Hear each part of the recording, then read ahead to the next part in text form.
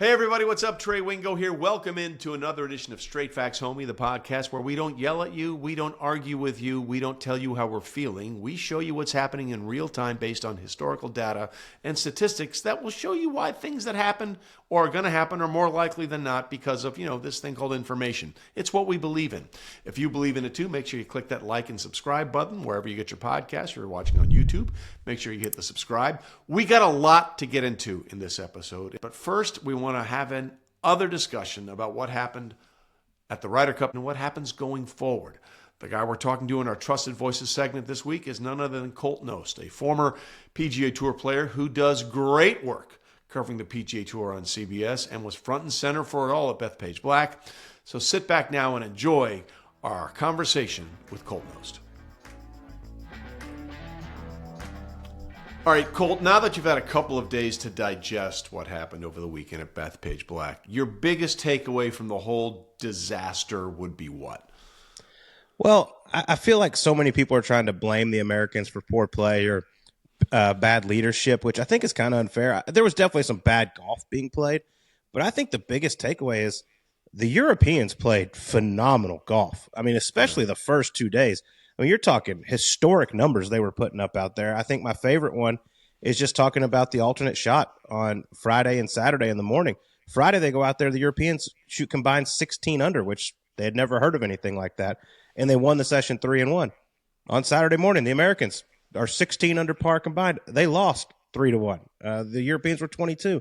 So sometimes you just get beat, Trey. I mean, I know you'd like to see things go a different way. There's a couple of changes I would have liked to have seen made, but for the most part, when the Europeans are rolling it the way they were, I mean, they could not miss those first 2 days. That's going to happen, and they found themselves down 7 points heading into singles. Yeah, I mean, everyone knew it was pretty much a fait accompli after you're down 7 points. I mean, that's almost the biggest comeback that's ever happened, 99 Brookline and 2012 Medina. Mm-hmm. But did you ever, with the way, and because I remember at one point the Europeans were leading in the first 5 matches in singles on Sunday, and then that all flipped around. When that was going on, did you ever say, oh my God, they might pull this off? So I was actually the analyst for SiriusXM, calling it on the radio. I was sitting next to Brian Katrick, and we go in there, we get in the booth around 11:15 or so for the 12 o'clock start. And I was just looking at BK. I was like, this is going to be the longest 6 hours because they're going to close it out so early. Like, we're going to have so much time to feel, what in the hell are we going to do? And then, like you said, they lead the first 5 matches. And now I'm like, oh man, who's going to make the winning putt, right? It's going to be one of the second or third guy, possibly Rory in the fourth if he beats Scotty. But then all of a sudden, a few putts went in for the Americans. Cam Young makes the massive one on 18, Justin Thomas. And then it seemed like everything just shifted the Americans' way. Every time they went to a new shot, it was the Americans making a putt. And I really did think they had a chance there. Obviously, the Henley match was so crucial. I thought if he could have closed it out there on 17. But my biggest thought was, I was like, this is going to end in a 14-14 tie. They're going to retain, and then this envelope rule is going to make all hell break loose, and it's going to get really weird. Yeah, thankfully for everybody involved, that wasn't the case. And for those that are just new to this or just drifting in, because Victor Hovland has suffered an injury, you have to put somebody's name in an envelope, and then whoever that is, that match is halved. And so they started up 7, but they're actually up 7.5. Yeah. By the time Sunday morning rolled around, because they'd already have that match with Harris English and Victor Hovland. So let's start there, actually, because you brought that up. A lot of people want a lot of things to change before we go to Adair Manor in 2027 in Ireland. Do you think the substitution rule, the envelope rule, however you want to call it, do you think that will be changed dramatically by the time we get to Ireland in 2027? Yeah, I do. I mean, I know it's been used 3 times since it came about in, I believe, 1971. 1991 was obviously a massive moment when Steve Pate had to pull out because of injury. 93, Sam Torrance for the Europeans had to pull out. I don't like it. I mean, I joked with some guys on Twitter. They were like, oh, Keegan wasn't mad in 1991 when it helped them win. I was like, Keegan was 6. He wasn't giving a damn about what was going on with the envelope rule in the Ryder Cup. Yeah. I know he knows the history, but I just don't like the rule. For a lot of those guys, Trey, like a Harris English, this could be his last Ryder Cup. He doesn't even get a chance to go out there on Sunday singles. I think that sucks. And also with how close they were, and I'm not saying Victor did this. I'm sure Victor was 100% hurt, and he's not that kind of guy. But if you do have a guy that's struggling, like, hey, man, we can just let you say your back hurts or something, then all of a sudden you get a half point for our squad. That's unfortunate. I'm all for carrying 13 guys. And the only time you can sub. Yeah, the only time you can put that sub in is on Sunday singles, because you have 4 guys sitting on Friday and Saturday. You can just sub someone that's normally there. But just in case that happens, either that or the people that withdraw, their team has to lose a point. I think it's got to be a full one. I don't think it's fair to gain something. As my man Sleaze, who I do all the shows with, he said Bryson DeChambeau earned the same amount of points as Victor Hovland for that Sunday singles, and Bryson came from 5 down through 7 holes. That just doesn't seem right. Yeah, I think that's fair. And quite frankly, you look at majors in golf, and they're littered with alternates getting in, including John Daly, infamously. Yeah. What was he, the 9th alternate at Crooked Stick in 91? And he went on to win the damn thing. So I hadn't even thought about that. So good, kudos to you, good sir, because I hadn't even thought about carrying a 13th member just in case. I like that idea. And, I do too. And quite frankly, what would be the objection to it? You have it in case you need it. And a guy, we have alternate jurors, for crying out loud. In court cases, we should be able to have an alternate Ryder Cup member come play on singles on Sunday if it's necessary. Did you think of that, or did someone else come up with that? I'll be honest. Listen, golf is my life. I did think of that one. Let me ask you this, because you're more of the football guy than I am, but haven't they changed the rule the last few years where now teams can carry a third quarterback just in case the first an emergency quarterback. That's exactly right. We got an emergency Ryder Cup player. And we could have used a lot of those maybe on Sunday with the way things went down. Okay, so that's one thing that's going to change. Is there something that needs to change from the way we prepare? Because, listen, I knew, in covering sports all the time, you hear fans say, oh, the other team wanted it more than us. And 99% of the time, that's total bullshit, okay? Mm-hmm. It's total bullshit. I don't think it's bullshit at the Ryder Cup. When Shane Lowry, after sinking the putt that determined that they were going to retain the cup because he got the half, he said, I won an Open Championship in Ireland. This was bigger to me. Like, that is an indication it means more to them. It just does. So how do you combat that? Yeah, so I don't agree that they want it more. Like, I know these guys on the American team. I know how much it means to them. Okay, but let me ask, before you go anywhere, let me ask, would Scotty Scheffler say, no, I don't want the Masters, I'd rather sink the Ryder Cup putt? Would Bryson DeChambeau say, no, I'll trade away my second U.S. Open at Pinehurst for the having putt to win the Ryder Cup? I don't think they'd say that. Well, Scotty Scheffler said he'd give up a major for a Cowboys Super Bowl, so he might. But, well, we all have our delusions. But no, I think a lot of that was Shane caught up in the moment. Now, I know how much the Ryder Cup means to him. He talks about it. I remember him hugging Luke Donald over in Rome and saying, thank you for giving me a chance, because that does mean so much to him. And I would have to, I think if you talk to him now, I would say it's probably pretty close as far as how the moments are ranked with winning the Open Championship in Ireland. I mean, that scene coming up 18 for him was second to none. That was unbelievable. It's hard for me to say that the Americans don't care. I really think I want to be clear. I didn't say they didn't care. I want to be clear. Yes. I don't think it matters as much to them as it does to the Europeans. Yeah. I don't know. I've never been in that team room. I've never seen how they act after a loss. I've never seen how they prepare to go out there and battle. I would hope it means as much to them, because you are representing your country. This is, in my opinion, one of the greatest events in sports, not just in golf. Without question. Look, I've gone on record, and people think I'm crazy when I say this, because, a lot of people associate me with the NFL and all this kind of stuff. I would rather watch the Ryder Cup and be at a Ryder Cup Live than any other event. And I mean that sincerely. It is, like, up until recently, what I loved about it is it was just about the competition. What other sport do you have guys that were essentially, up until this year, playing for free, right? They were playing for free. And it just was about the competition of the thing. And that's the thing that I've always been so drawn to. Like, years ago in the 90s, when the Euros would come over here and come in the Concorde, they would save a seat on the fucking plane for the cup, so it had a seat to fly back with them. You know what I mean? That's the kind of stuff you just don't get in a lot of other high-level competitive matches. Can I ask you something? This is a thought I threw out there, and this is one of the big mistakes I think we made and the PGA of America made, because, in my opinion, you never have to announce that you're giving $300,000 to each player's charity of choice and $200,000 travel stipend. You just keep that behind there. Like this, we know this is what's going to happen. And then this money thing doesn't get used against the American players, because you saw Luke Donald bring it up twice in his opening speech. That is something like, I don't think you have to announce that. That's nobody's business. I agree. Someone once told me there's the truth, the whole truth, and nothing but the truth. Some people get the truth.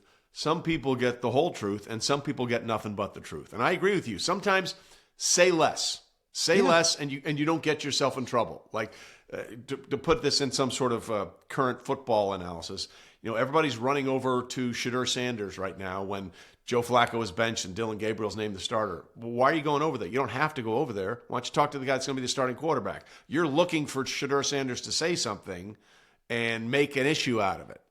So how you approach these things, I think, is just as important as sometimes what people say in these situations. So I agree with you completely. But while we're on that subject of what the PGA decides to say and not say, what did you make of Don Ray's comments in the BBC interview, where basically it was a layup, Colt? It was a layup. All he had to say was, yes, there were some fans that crossed the line, and we don't like that. Instead, he doubles down on this ridiculous, well, you can go to a youth soccer game, and I'm sure you'll hear somebody saying, F you, Rory, you little F it.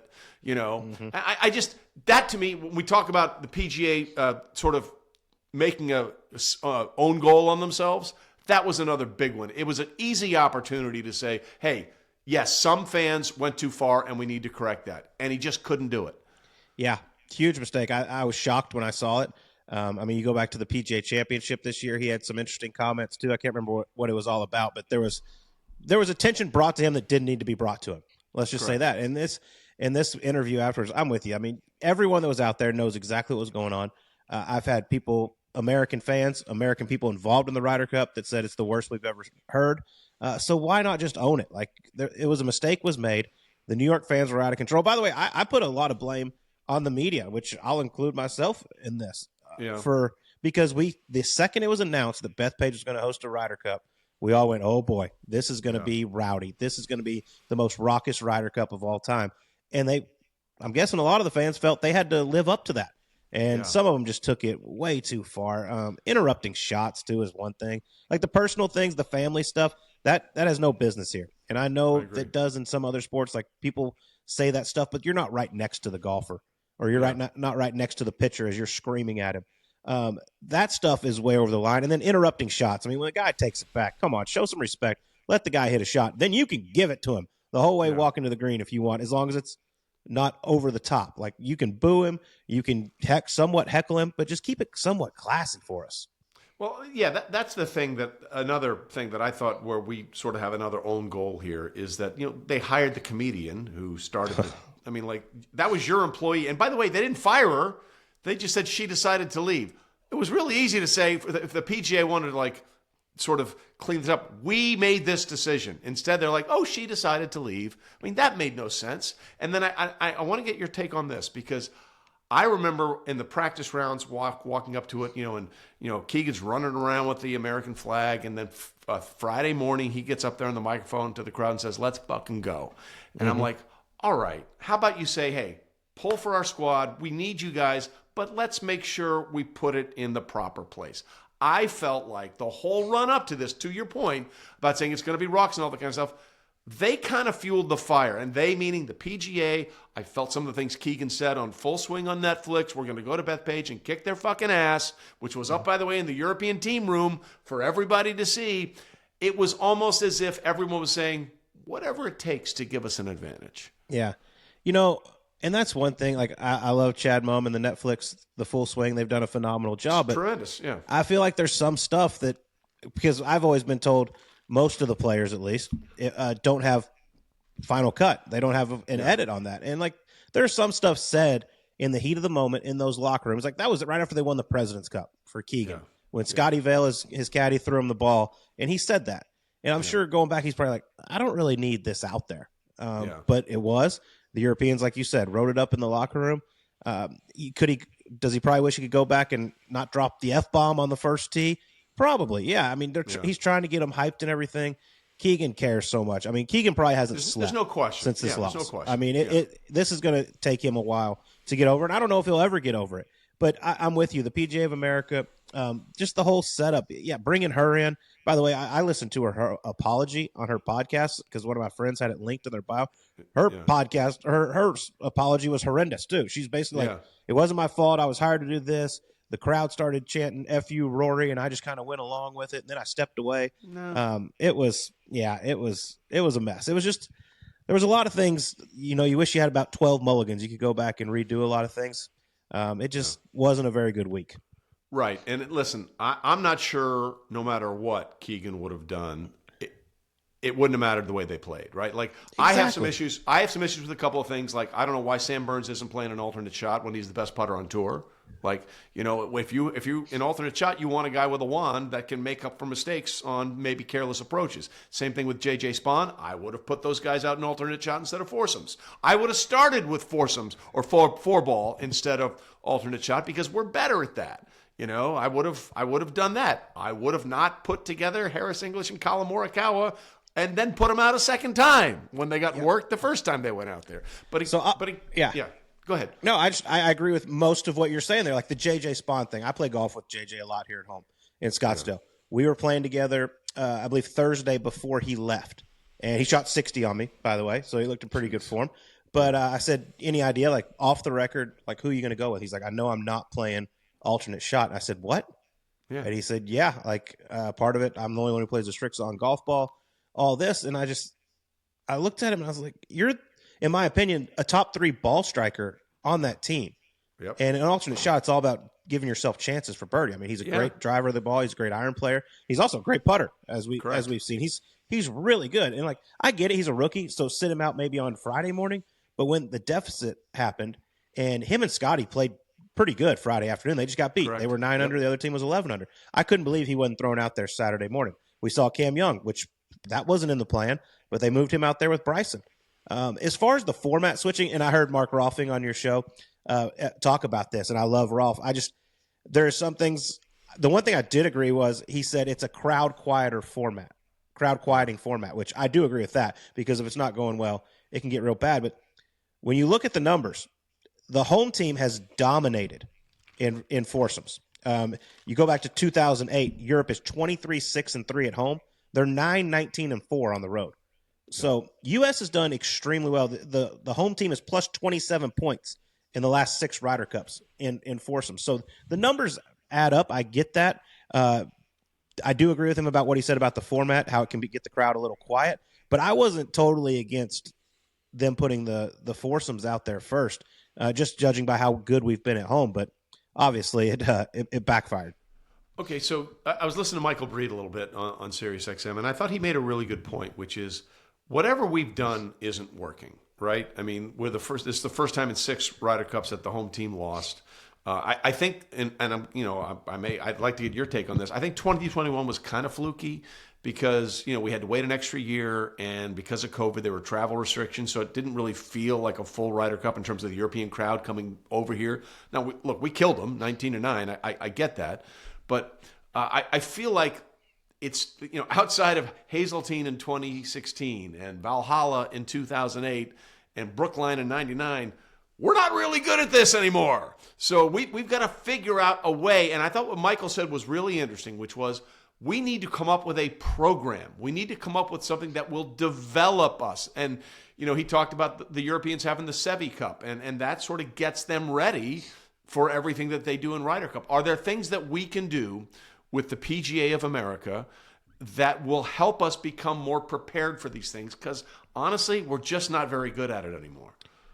Yeah, I have an opinion or an idea that I don't think is going to be very popular with the PGA Tour. Run with it. It's get rid of the President's Cup. Yes! Thank you. I have been saying this for years. Look, I get it. It makes money for the PGA Tour. Cool. The rest of the world, Canada, Australia, Korea, Japan, they can all come into play. But I think it sucks that every year the Europeans get 2 years to stew up and froth about this, and we got to go play that ridiculous event. which is nice, and we want to win, but it's not the same, and nobody really cares. I'm so glad you said that, because I've been saying this for years, and people have been like, oh, well, maybe. It's such an advantage for the Europeans that they get 2 years to work themselves into a frenzy over this, and we got to do this every year. Yeah, I'll give you a couple examples. Like the last time we won the Cup on foreign soil was 93. President's Cup started in 94. We're 4-11 since the President's Cup started. In my opinion, I think it gives Europe a little bit of an idea of who we're going to play together. And also, look, the internationals have a lot of great players, but the United States dominates them every single time. I mean, they've won one. We won one before we even got to Sunday. It was 14.5 to 3.5. So Sunday was not necessary. Yeah, and you throw out teams like, I'm going to use Scotty and Russell Henley as an example because they played together in this last one, and they just dominated. And I think it gives us a false confidence going in, being like, oh, they're very good together. They dominated, but they're not playing the same competition as they are at the Ryder Cup. And so I think we need the full 2 years to prepare and have some people like, your job is to focus on the Ryder Cup. You're here to do all the numbers, break down best possible teams, run everything we could possibly do, and be ready. I mean, Keegan Bradley played the President's Cup a year ago. Yeah. So he was focused on getting ready for that. He's focused on playing his PGA Tour season. I know he gave being a captain all he could, but it was a lot to ask for. And I don't know if it was a mistake. Like, I thought it was great to mix it up as far as get a younger guy in there. But it was just so much every single week. It was, Keegan, are you going to play or are you just going to be a captain? Which one is it? And he was playing so great. He earned having that question asked to him every week. But, yeah, I honestly think, in my opinion, with this whole SSG thing and them committing money to the PGA Tour needs to buy into the PGA of America, and they need to share they need to team up and develop the Ryder Cup and solely focus on that. The President's Cup, it just ain't it. Let's be honest. Yeah. It's not a thing. It's not a thing. And I'm glad you mentioned that about Keegan, because I feel like the whole thing with Keegan was almost a make good for him not making 2023 when he should have made 2023. So they made him a captain. And quite frankly, I think the things that made him a really good player in Ryder Cup format, I think a lot of us remember him going after Miguel Jimenez's caddy, or Miguel Angel Jimenez when he was after Keegan's caddy. Like, that competition, that fiery thing, served him better as a player than I think it did as a captain. Yeah, I mean, he's passionate. We saw him when he played with Phil Mickelson in his Ryder Cups, his 2 Ryder Cups. I mean, they were going nuts out there. He gets into it. I mean, Keegan is a fiery guy, and I know he was pumped up for this Ryder Cup. I just think going out there and being down 3-1 in that opening session was just a kick in the you-know-what. The nuts. It was a kick in the nuts. It was a big-time kick in the nuts. It was a kick in the sleeves is what it was, a big league. So that's good. So with that in mind, okay, where do we go next in terms of captaincy? I've heard a lot of people say, well, it's got to be Tiger. Well, no, hold on a minute. No one loves Tiger more than me. I want to be clear about that. When I was looking at ESPN, I had a folder at work that was just all his accomplishments. And I mean, I knew every single championship he won. I have on my phone now a Tiger file, all the amazing records that he has. I can throw those up to you. The thing I can tell you, only one player has more losses in Ryder Cup history for the United States than Tiger Woods, and that's Phil Mickelson at 22. He has 22 losses. Tiger has 21. They both have losing records in the Ryder Cup. So if we're trying to fix this thing and we're trying to find someone that can take the steering wheel and drive us where we are, if I'm being honest about it, as much as I think Tiger is the greatest player I've ever seen in my life, and I know he'll never have Jack's 18 majors, but I will still die on that hill because I think he has a better all-around game, I don't think they're the right guys to do this. So here's my thought, and I think it's Tiger's if he wants it. But does he want it? I don't know if he wants it. It's a good point. It's like you said, it takes a lot of time away from you. Tiger's a busy guy.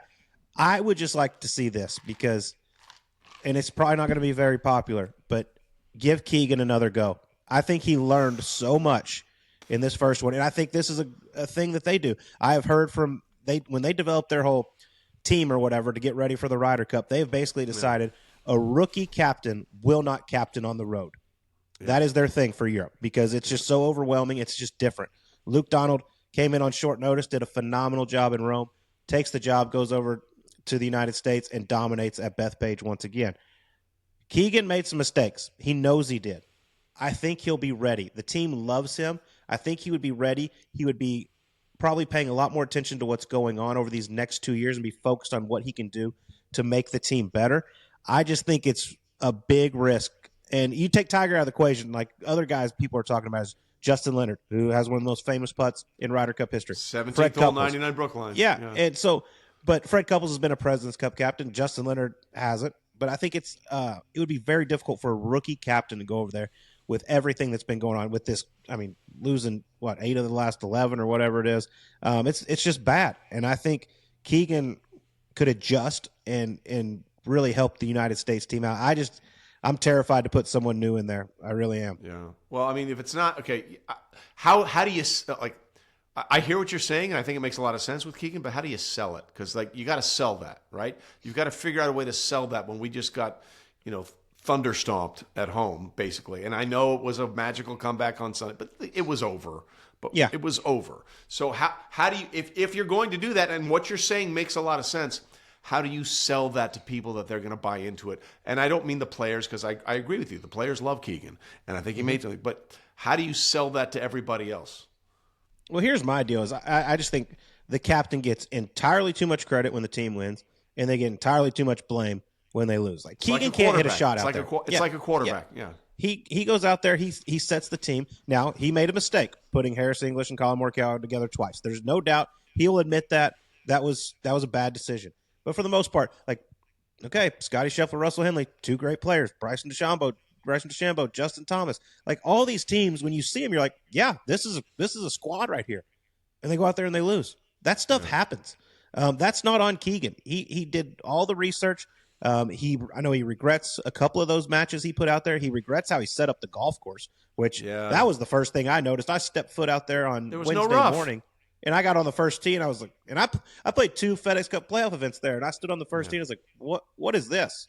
Yeah. This is not it. I mean, the guys that sleep in their car for 8 hours that go out there and play it in more difficult conditions than what we have for the Ryder Cup right now. That's just not right. Yeah, I agree with that.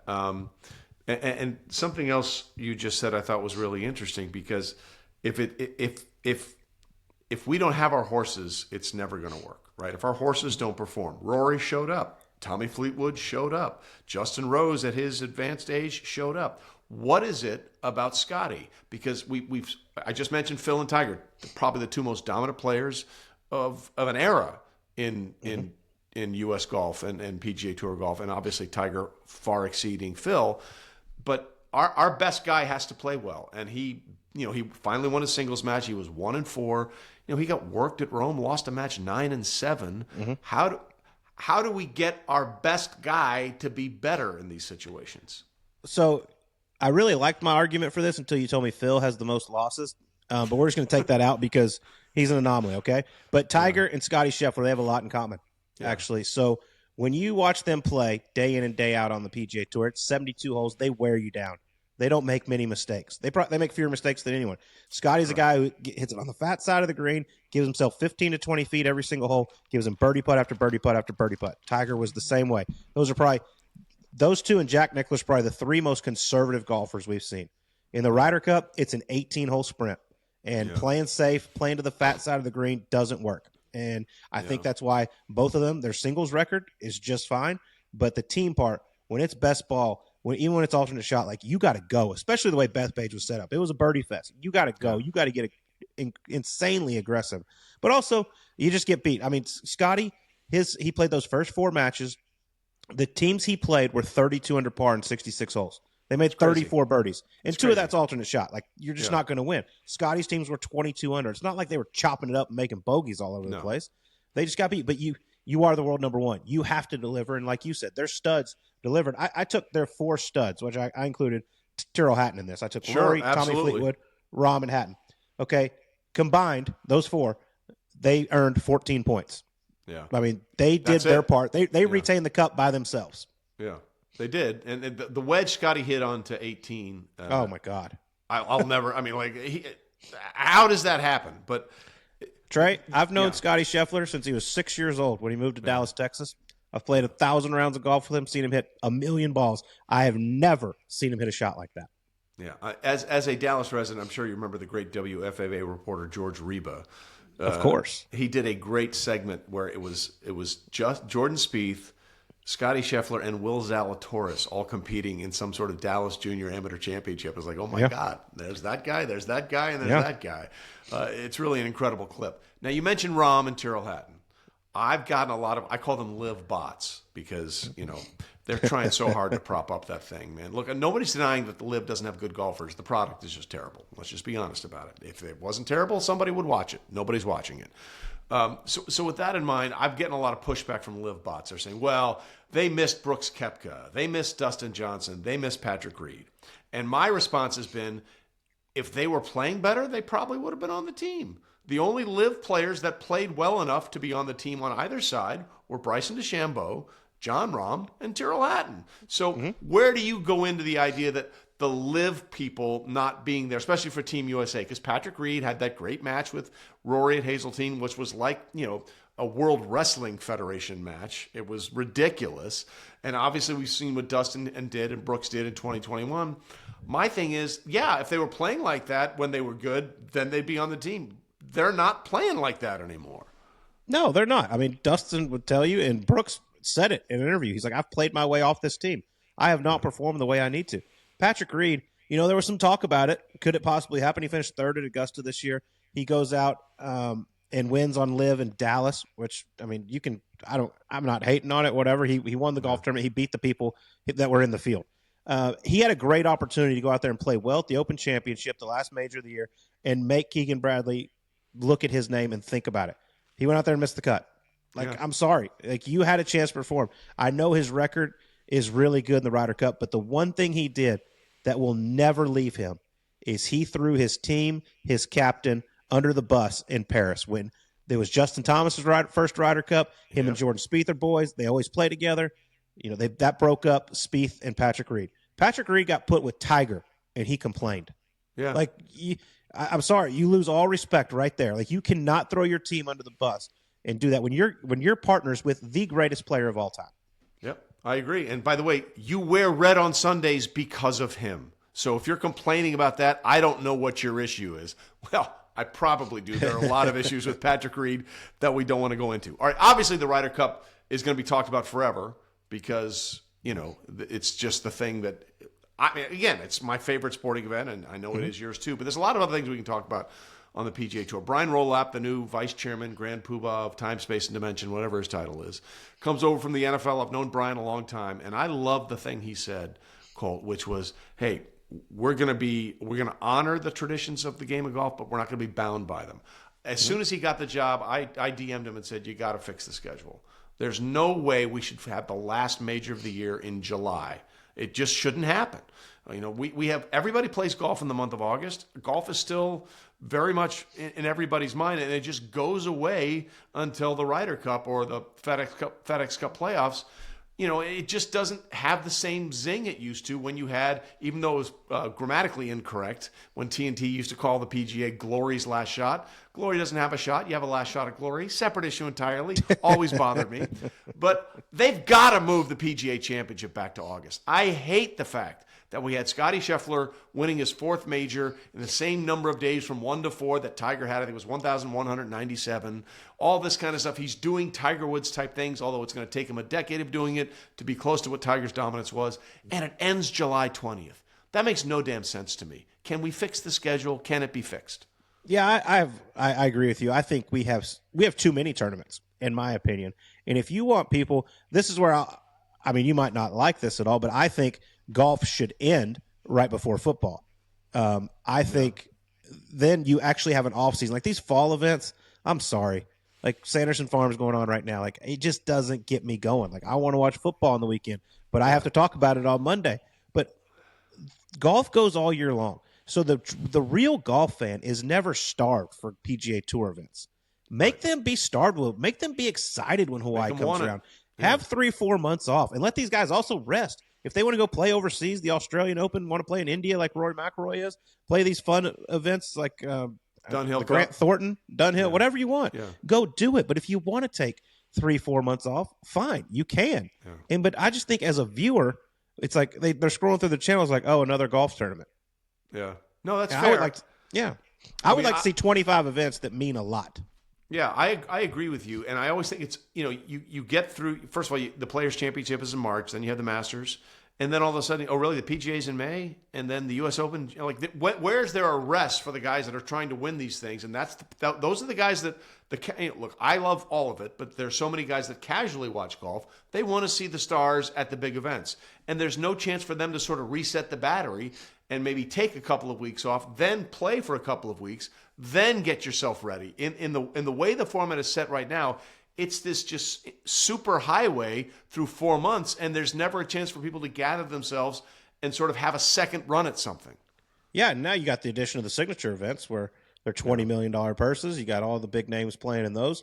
I mean, there's a stretch coming up this year in 2026 where if you're not in the signature events, I believe you'll play one opposite field event and the team event in New Orleans in like 7 weeks, which just isn't good. I hate how they're shrinking the fields on the PGA Tour. I don't like the small fields.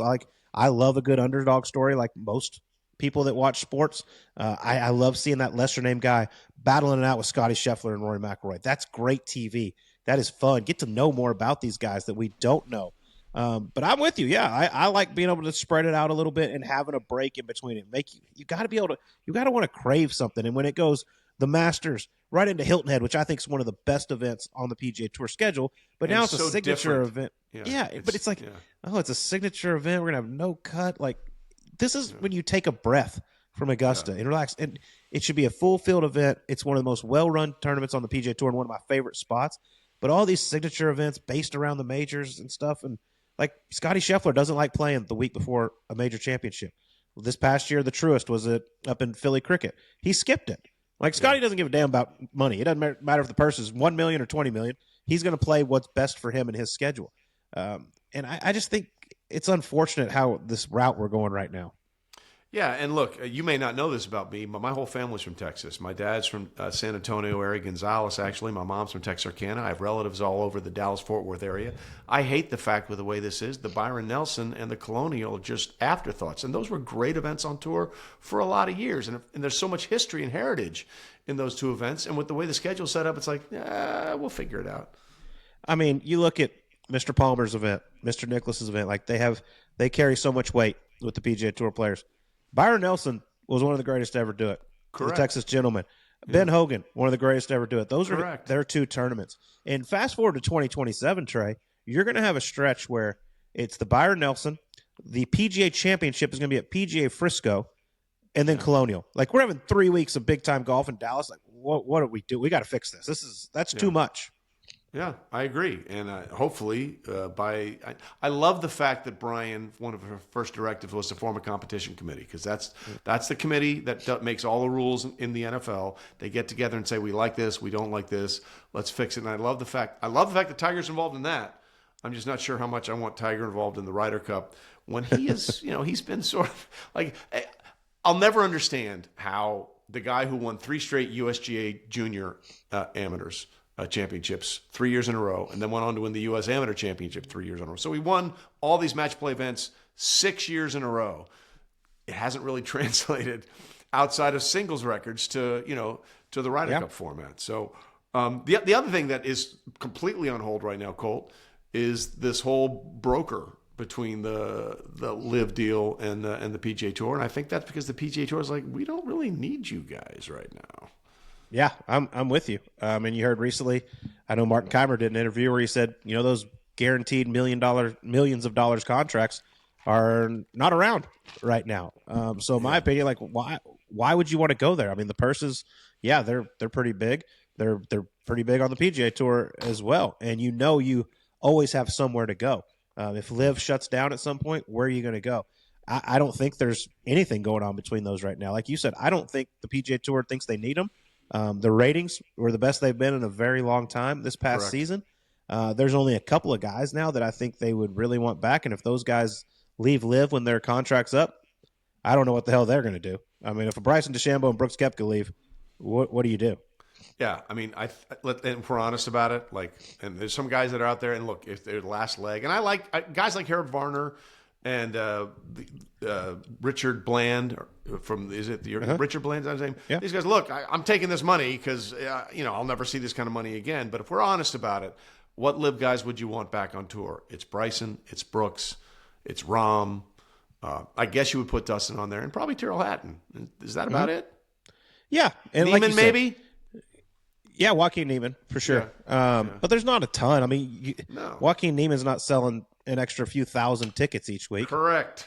And honestly, like, I don't think Jon Rahm is either. And Jon Rahm's my buddy. Like, I think he thought going over there, it would have gotten this thing back together sooner. And I honestly probably did too. It just didn't happen.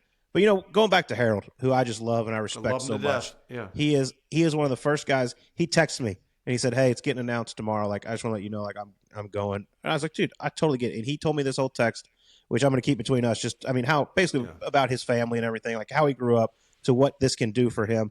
And I just thought it was awesome. I respect Harold so much. It wasn't, I want to play less, all this nonsense. Like, no, that's what Dustin said. That's what Dustin said. Yeah. That's what DJ said. Patrick Reed, who, by the way, played like 40-something events like 3 years in a row. Like, come on, man. You don't want to play less golf. It's a shit ton of money. Just admit it. There's nothing wrong with taking more money. But just say it. Yeah. Like, just say it. Like, you'd grow the game my ass. It's like, I'm sorry. I just, that bothers me. And, Will Zalatoris had a best line. For a lot of these guys, it's not life-changing money. It's just more money. Yeah. That's great. Yeah, I mean, like Scotty Scheffler. I mean, what are you going to offer him? You could offer him $500 million, and he'd be like, "No, I'm good." Yeah. By the way, I like being in America. I like being able to get home to my family. I play the tournaments I want, and I'm competing against the best in the world every single week. You mentioned Rahm, and he's a friend of yours, and that was the one that bothered me the most, if I'm honest about it, because he was so adamant about his legacy, and this is what he wanted to do, and obviously. Let's be honest, it was a fuck ton of money, and I get it. Yeah. But at the end of the day, you can tell he looks miserable out there. He looks miserable out there on the LIV Tour, and I think it's really hindered his ability to finish a major. And I said that once on Twitter, and people were like, well, how can you say that? I'm like, Bryson DeChambeau. I'm not talking about Bryson. Bryson can do it. Good for him. It has changed fundamentally the way Jon Rahm has a chance to win a major championship. Yeah, and I honestly thought when he signed over there, I was like, this guy's going to win half the tournaments every year. Like, he's that good. I mean, I've played with pretty much everybody in the modern game, and I'm like, he's different. He is so freaking much better than everybody else. It is a pleasure to watch him play golf. Going all year and not winning over there was shocking to me. And somehow was the player of the year. Help me out with that one, Colt. Make it make sense. Make it make sense. It doesn't at all. And then, of course, Tommy Fleetwood goes and wins in Atlanta, and everybody's like, oh, see, it's the same thing over here. It doesn't make sense. And I was like, well, we've got a whole other topic of conversation over here. But, exactly. I'm with you. But, John, like, he had a chance at the PGA Championship. I know he didn't play his best. Golf's also hard. I do agree that most of those guys go over there, and they're not as sharp as they were when they were playing on the PGA Tour. I'm sorry. The numbers just say so. There's going to be a lot of people pissed off about that, but that's how it is. Do I think John would have won more majors if he would have stayed over here? Absolutely. I really do. I do believe he's going to win more majors in his future no matter what tour he's on because he is that good. But I think he would have had a couple over the last few years if he would have stayed on the PGA Tour. You just look at where his game was when he won that Masters in 2023. And my friend, Justin Ray, right? Justin. Oh, of course. The Tiger Woods of golf researchers. He's the greatest. He had the greatest line ever. He said, Jon Rahm, destroyer of worlds. And that's who he was. And that guy just isn't there anymore. And that's kind of sad to see. And for his sake and for golf's sake, I hope we see him compete in more majors. And I don't know what's going to happen on the LIV thing, but you're right. It just seems like, okay, can we get there at this point? Because it doesn't seem like we're really doing anything. Yeah, I'm interested to see what happens when their contracts come out. But, like, last thing on John, I mean, he's as ferocious of a competitor as I've ever come across. I mean, we play out here at Whisperock, and it's for a couple $100. And, I mean, it's like he is coming down the stretch at Augusta. It is that serious. He's that intense every time he tees it up. And that's one of the reasons he's so great. I mean, he was just a bully at the Ryder Cup those first couple of days. I know he got smoked by Xander there on the singles, but golly, he is tough, man. And he just does whenever the moment's the biggest, he seems to handle it at the Ryder Cup. Yeah, and last thing, because I know we've gone over it, I'll let you go here, but what's the other great club out there? Is it Estancia? Is that what it is, where Bubba's a member? So Bubba's at Estancia, or he was. I'm not sure if he still is, but Estancia is just down the road, and then Silver Reef. Yeah, well. It was Estancia, and a buddy of mine was actually a friend of the guy that Bubba was playing in the club championship, and they were tied after the first 9 holes. And this guy said, "Can you believe it? We're tied after the first 9 holes in the club championship." And to your point about competitive, the guy said Bubba's eyes just went black, and I think he won 7 and 6. Yeah, like just destroyed him on the back 9. He wiped him out, because those guys, you make them think, really, I'm going to let some ham and egger hang out with me? You go fuck yourself, and that's exactly what he did on the back 9. It was incredible. There are guys that just get to that level no matter what it is, whether it's playing for $20, $100, or $20 million at an event. It's cool to watch, and it's cool out here at Whisper Rock. We got so many guys. No, it's that place is amazing. I love Whisper Rock. Is the hang, the sign of the hang. If you ever get there, look for the sign that says the hang. It'll explain the entire experience. Yeah, it's cool. Like one other live guy, this David Pooch, who's young up and comer. He played really well at the Dunhill today. Came out of Arizona State. Like most of the world doesn't know anything about him, and I play with him quite a bit. And he's one of those guys. I'm like, if he can just get out there and be in majors consistently, whatever, he is going to be a world beater. He is like, I expect him to be on a Ryder Cup here in the next couple of years. Well, listen, Colt, it's always good catching up with you, man. Appreciate the time. Tell everybody where they can see and hear your stuff. Yeah, so we got Golf Subpar, comes out every Tuesday. You can find it anywhere you want with me and Drew Stoltz. And then we also do Gravy in the Sleeves on Sirius XM PGA Tour Radio, Channel 92, Monday, Tuesday, Wednesday, 12 to 2 Eastern. Perfect, man, and I love the stuff you're doing with CBS. It's always fun. Thank you. Very entertaining listen. So thanks for spending some time with us, man, and we'll talk to you soon. You got it, Trey. Appreciate you. So that'll do it for another edition of Straight Facts Homie. We hope you liked it. We kind of know you did. So if you do, please click that like and subscribe button wherever you get your podcasts, especially if you're watching on YouTube. We got tons of guests lined up for you, and we'll keep doing this as long as we can. So once again, thanks for watching, and we'll see you next time on Straight Facts Homie.